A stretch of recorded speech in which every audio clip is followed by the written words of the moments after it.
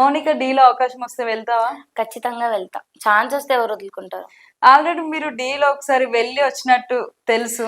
నేను వెళ్ళలేదు, but audition కి వెళ్దాం అనుకొని వెళ్ళలేక వచ్చేసిన. టెన్షన్ పడి భయం వేసి వచ్చేసిన. ఇంకా వెళ్ళలేదు. ప్రాక్టీస్ కూడా చేశారు కదా? ప్రాక్టీస్ కూడా చేశాను నేను. అప్పుడు రీల్స్ లో మీరు పెట్టారు కదా, నేను చూసాను.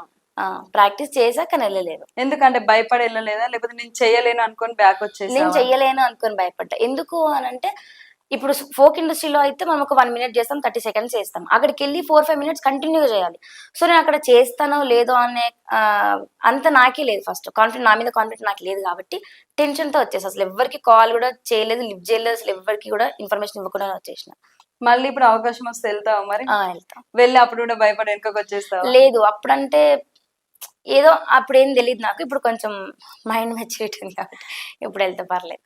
అంటే అప్పుడు మైండ్ మెచ్యూరిటీ లేదా? డాన్స్ ఇంపార్టెంట్, మైండ్ మెచ్యూరిటీతో నేను అంత ఆలోచించలేదు. అక్కడికి వెళ్తే అన్ని ఉండాలి, మైండ్ ఉండాలి, అక్కడే మనం కాన్స్టిట్యూన్స్ అక్కడే ఉండాలి.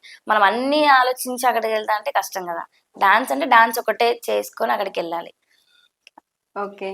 ఇప్పుడు నువ్వు ఫీల్డ్ లో చాలా గ్యాప్ తర్వాత మళ్ళీ బ్యాక్ వచ్చావు కదా, ఫస్ట్ నీతో అందరు ఎలా ఉన్నారో అలానే ఉంటున్నారా, అలానే అవకాశాలు ఇస్తున్నారా?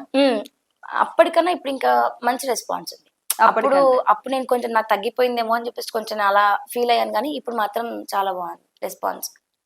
బ్యాక్ వచ్చిన తర్వాత వన్నెలాడి ఒకటే నీకు మంచి హిట్ పడ్డట్టు. వన్నెలాడి సాంగ్ ఒకటి, బతుకమ్మ మ్యూజిక్ లో నాకు ఒక కొడుకున్నాడు సాంగ్ చాలా బాగా చేశారు అసలు మీరు దాంట్లో డాన్స్. ఇవి 2